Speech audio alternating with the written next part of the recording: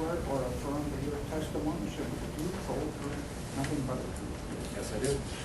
Spell your name, please. Michael Frank Clement.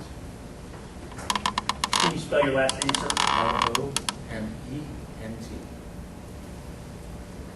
Sir, I want to direct your attention to events occurring on June 23rd, 2012. Did you have occasion to witness a traffic encounter between Daytona Beach officer and a vehicle on that day? Yes, I did. Approximately what time of the day was that? I would have to say it was in the afternoon, so I just finished moving. I was returning my vehicle. If you would, tell the arbitrator what you observed happen. I was sitting on my friend's porch, which is about 1,000 to 1,500 foot away from the actual incident, and I saw the young man get pulled over, and at that point I couldn't hear, but I could see. Shortly after he got pulled over, I saw the officer approach, then I saw closed fist inside the window, and saw the young man get struck more than once, several times. My experience in life, I've experienced in this field, once fingertip touches palm, there's no control in the situation. And I watched the incident go on, and once the rest of the officers approached, I walked up and gave my information. Hearing is not what I was able to do, but seeing I was able to do very well. And my experience in the field is 30 years deep, so I understand the whole process of control and not having control. And what I saw was not control. If you would, you and I have never talked to it before, if you would explain what your experience is. I have 25 years in traditional Thai fighting, a first level master's in Pai Lum Kung Fu, and I'm also in the development of a system called Bai Go Chu Long, which is joint locks and breaks. So it's specifically designed for open hand control, absolutely no aggression involved. It is an offensive style, so I've 30 years deep. Did you see any aggression from the driver towards the officer? No, you couldn't. I mean, literally when he pulled up, it was as simple as what I saw was the officer tilting this way, and I saw him lean back, and I saw a fist go in the window, and it wasn't one, there was quite a few hands thrown. And then I saw him open the door trying to pull the individual out. Well, if I was getting punched in the face, good luck trying to pull me out of the vehicle. So any resistance past that point was definitely out of fear. I just saw lack of control. I have an 18-year-old boy, and if my son got pulled over, he would have responded the same way. He would have been nervous. So what I saw was not something that should have happened. I want to be protected, whether I'm right or wrong. I definitely do not want to get punched in the face. I believe that everybody's trained not to use those measures, and when they do, they're out of control. So I feel that the safety of anybody is at jeopardy when there's somebody like that involved. Now, 2.5 years later, are you able to identify that man as being the officer that you saw? Yes, yes, it is. And after this incident happened, did anybody interview you from the police department? Yes, an investigator. I just spoke to him a minute ago. He came over and investigated. He sat down with me in front of my house. We talked for about 45 minutes, almost an hour. And you told him Same thing. Recorded exactly what I just said. There's no difference in what I said to him and what I just said now. I have no further questions. Ross, when you're ready. Thank you, sir. Sir, you recall giving you mentioned a moment ago, you gave an IA interview to Sergeant Freeman. Is that correct? Yeah, that's it. Okay. And you recall that interview being recorded, don't you? Yes, sir. Okay. And just so you know, there was a transcript of that interview made by Detective Shore, who's sitting right over there. Okay. Do you have any reason to believe that she would not accurately transcribe your testimony as given? Place your phone I in don't think so. approximately There's no 30 reason why seconds. she wouldn't. Now, you said a minute ago on direct examination by Mr. Booth that you were 1,500, I think, 1,500 to 2,000 feet away. 1,000. I'm sorry? 1,500 to 1,000. 1,500 to It's 1,000 feet multiple, away. So under your testimony, what's that, a football field and a half, roughly? I don't know much about football. I don't play Me either. contact sports. Okay. But we're not talking about an insignificant distance. No, you could definitely see without a doubt. Okay. There's not. I mean, you can But see body movement. let me show you your transcribed interview from. Sir, you can find that at tab 10 of the city book. I'll mark it as doing that one. Yes, please. You were asked a question, gosh, there's no line numbers, but you see the question where you're asked, okay, can you tell me what you witnessed that afternoon? Very first page? Okay. I want you to, well, strike that. Let's go to the question where you're asked, how far away were you? Just a ballpark. Okay. You see that? Your response is, I'm being honest with you. If you look at that, I say anywhere from 1,500 to 2,000 yards. Okay, so there's a big difference between 1,500 to 2,000 yards. There's 3 feet in a yard versus 1,500 to 1,000 feet. Would you agree? Yeah. Okay, so you're 1,500 to 2,000 yards away. Anybody can walk there and actually see where the incident happened, and it's more than visible. I can tell you this without a doubt. So you were 1,500 to 2,000 yards away when you saw this? Yes, I was sitting right on the porch, looking right at those bridges from this porch, waiting for the person to get home, staring directly at the incident. There was no other movement anywhere around me, All right. except for what was in front of my face. That's why I sat there and stared at it. Okay. And I had no problem approaching the officers immediately after it happened. But as you saw the incident unfold, you were stationary? Yeah, I did walk towards it. I know Okay. that. So you remained at 1,500 to 2,000 staring yards? directly at the incident. Just let me finish the question. And I'm sorry to trip over you. I'm going to make sure that we have a clear record. So at the point you witnessed these events, you were stationary and 1,500 to 2,000 yards away? Yes? Yes, sir. Okay. Well, let's go back up to this, the question and answer that I mistakenly pointed to you just a moment ago. Now, on direct examination by Mr. Wood, you told him that you witnessed several strikes inside the car, correct? And that was by Mr. Booth? Yes. Yes? Now, you're asked a question. Okay, can you tell me what you witnessed that afternoon?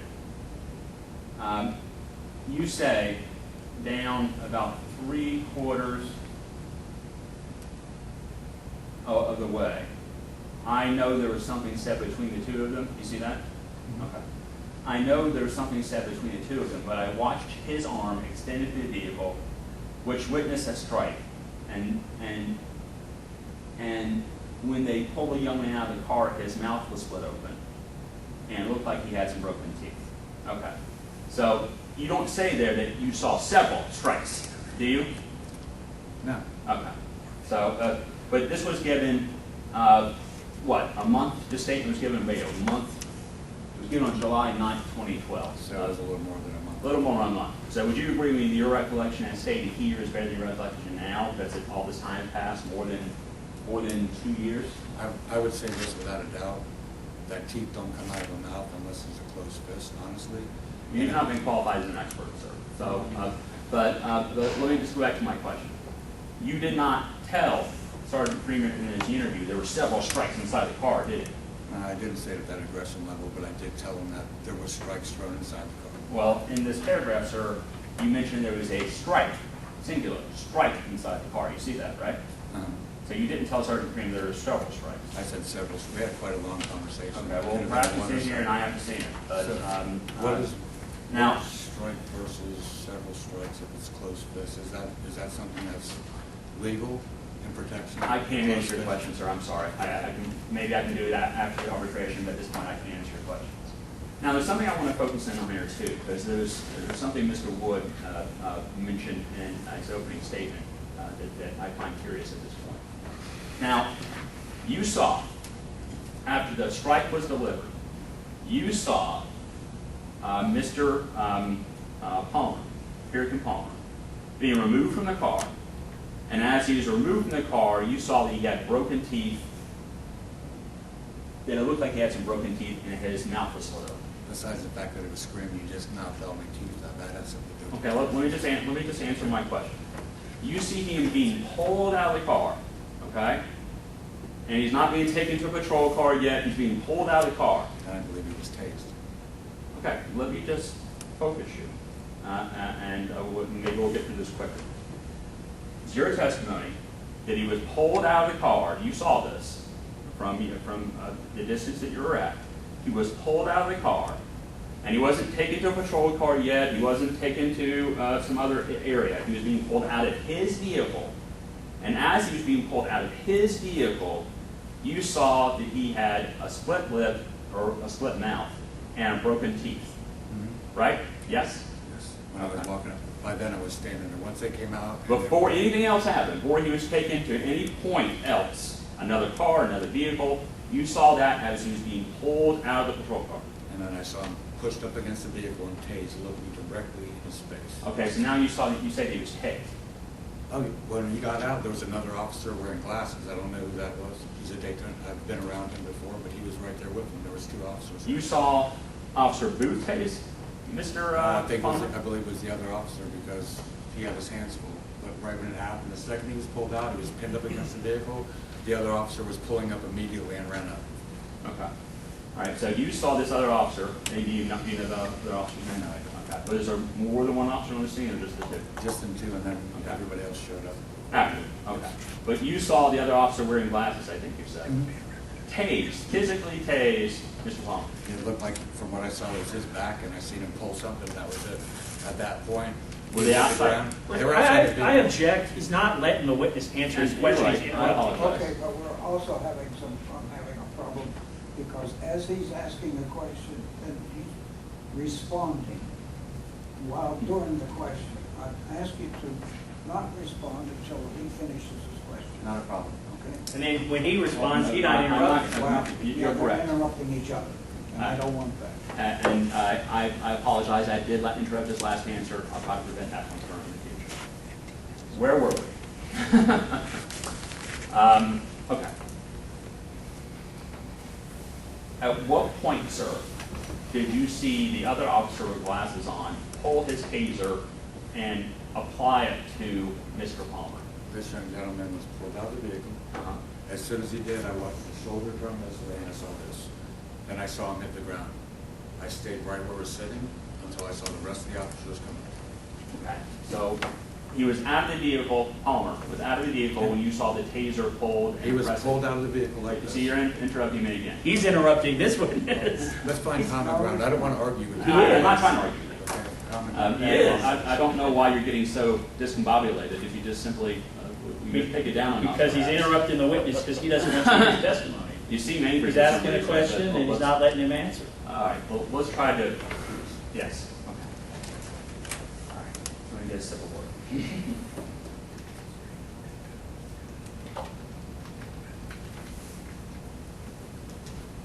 You said you saw the officer with glasses on, not Officer Booth, apply a taser to Palmer, yes? I saw him walk, when he was pulled out, he was pinned up against the vehicle. I saw the other officer walking up sideways. As soon as he turned, I saw this. That's exactly what I saw from here to here. Okay. Just like this. I saw him hit the ground, and by then, there was officers surrounding the whole situation. That's when I walked up. I waited till everything calmed down and walked up. Spoke to, I'm not sure the officer's name. It was a supervisor possibly, lieutenant? Yeah, I'm not really sure. He didn't have time to see So this. just so I'm clear, you saw the taser, did you see the taser pressed up against Mr. Palmer? It was a mechanical. At that range, all I could see, like I told you, was I saw the elbow come up and hand up like this. Okay. That was the back, I was facing the back of the situation. So the vehicle's right here. I was looking at the situation from the driver's side where I was positioned. If you look at the diagram of the incident, the vehicle was here. I don't Mr. have, Palmer's pulled out here, and, well, Mr. Palmer was pulled out here, and I was looking at the other officer's back. And I saw this. so that's an important point. Thank you for bringing that up. I don't have a diagram of this. So let me back up a second. From your vantage point that we already discussed, you were looking at the driver's side of the vehicle, right? Yes? Yes. Okay. And would you agree with me that Officer Booth was blocking your view largely of Mr. Palmer while Mr. Palmer was in the vehicle? Yeah, he was consuming the window. Okay, he was consuming the window. Okay. All right. So, so you couldn't see what Mr. Palmer was doing in there, right? You're right. Okay. Now, let me just get back to this taser thing for a second. Because I could have sworn, and I'm trying to say that you're not being honest or truthful, but I'm just trying to get to something that I need to pull in the yarn a little bit. I thought you said earlier that you saw the officer with the glasses on pull his taser and apply it to. I didn't say that. You did? Okay. All right, then I'll back off of that. Okay. Now,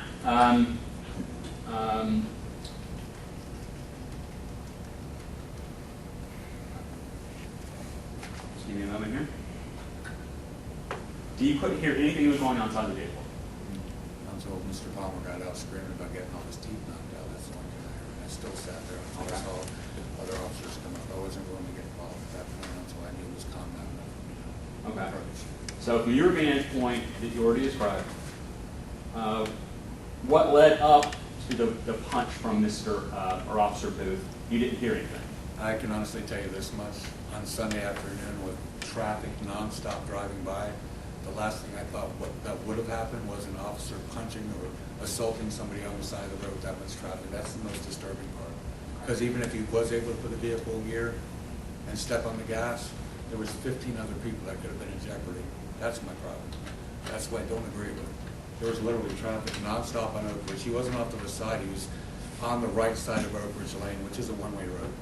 Okay. So let's go back to my question. Okay. If I can try to remember what it is. You couldn't hear anything from the vehicle until Mr. Palmer was taken out of the vehicle, whereupon he immediately complained about having broken teeth. Yeah. Okay, That's so the he first gets thing I out of the heard him vehicle, yelling, yeah. they literally pull him out of the vehicle, and as he's being removed, you hear, "My teeth are broken," or words to that effect. Yes? I won't use the words that he used, but yeah. Exactly. Well, he may have used some expletives, some very. choice words, but words to the effect of "my teeth are broken." You hear that as he's being pulled out of his vehicle. There wasn't just a simple pull. He was struggling to stay in his vehicle. But He was struggling. I would imagine that would be from getting hit. I mean, if anybody gets hit and they're confined in a small area, you normally don't just jump out. You're resisting to some degree. Okay, well, and I appreciate what you just said, thank you. But I want to focus in on my question, and if I can get a yes or no. And I'm not trying to give you a hard time. Yes or no, I just got a job to do, not an easy one, it's not always a fun one. Now, when Mr. Palmer is being pulled out of his vehicle, he's in the motion, being pulled out of his vehicle, reluctantly, I understand. You hear him complain rather vociferously that my teeth are broken. Yes? Yeah. Why'd you break my teeth? I think exactly what he said was, why'd you knock my teeth out? Okay. I think that's what he was screaming. All right. And you said there's a lot of traffic in the area, so you couldn't Sunday really... afternoon, yeah. Okay. And it's all one direction, so he was in the right lane, and there's two other lanes of traffic on Oak Ridge going the same direction. And it was in the afternoon, so there was, Oak Ridge is one way, it's Seabreeze, it's a one-way road on both ends. Oak Ridge is Seabreeze going on to Beachside, Seabreeze is Seabreeze going on to Main. You have to forgive me, the geography of this area is something I'm not at all familiar Well, with. that's the biggest, like I said, it wasn't even So, what road did this occur on, sir? Oak Ridge. And Oak Ridge has any lanes? 3, going one way. It takes you from mainland to Beachside. So, in which lane? The Well, far right lane. The farthest away from you. Yeah. Okay. And there's cars coming probably more slowly, Yeah. but there's cars Well, there's blocking your lights path, going blocking. on. Well, they're moving consistently. There's no stopping. They're going around the police officers. Okay. Let me just get the question cleaned up so we'll have a clean record. So, the car stopped in the lane furthest from your vantage point. Mm-hmm. Yes? Yes? Yes. Okay. And there's vehicles that are, from time to time, are blocking your view. Yes? Yes. Okay. And there's a lot of traffic on Sunday afternoon. Decent amount. Decent amount. Okay. So is it a steady flow? Would you say? Yeah. Okay. Now, and there's a lot of traffic noise. I'd imagine engines running, that sort of thing. The normal traffic noise, right? Yeah. Okay. All right. So you couldn't hear a thing that was going on inside that car before Mr. Palmer was pulled out, right? No, I'm correct. you're correct. Okay. So you don't know what events may have led Officer Booth to strike Mr. Palmer in the face, correct? I don't know what the events were, but I think the actions aren't acceptable. I mean, I have an 18-year-old boy. If he got pulled over and got throttled in the face by a police officer because he was acting strange, I would be pretty upset as a father. That's what it comes down to. The actions weren't appropriate for the situation. Whatever it was.